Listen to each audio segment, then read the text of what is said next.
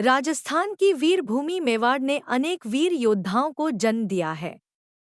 इन्हीं में से एक थे महाराणा अमर सिंह प्रथम, जो महान वीर महाराणा प्रताप सिंह के पुत्र थे। उनका जन्म 16 मार्च 1559 को महाराणा प्रताप और महारानी अजबदे पंवार के यहाँ हुआ था।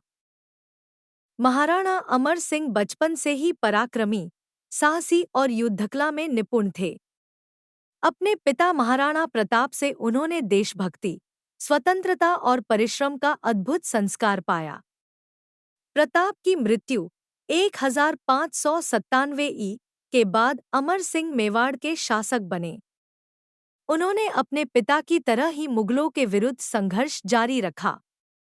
जहांगीर के समय में उन्होंने कई बार मुगलों की विशाल सेना को पराजित किया। उनके युद्ध कौशल और पराक्रम के कारण मुगल उन्हें पूरी तरह कभी परास्त नहीं कर पाए। परंतु लंबे संघर्ष और मेवाड़ की प्रजा की पीड़ा को देखते हुए उन्होंने 1615 में मुगल सम्राट जहांगीर से संधि कर ली। इस संधि में यह विशेष रहा कि मेवाड़ की स्वतंत्रता और सम्मान बरकरार रहा तथा महाराणा की राजधानी चित्तौड़ दोबारा मेवाड़ को लौटा दी गई।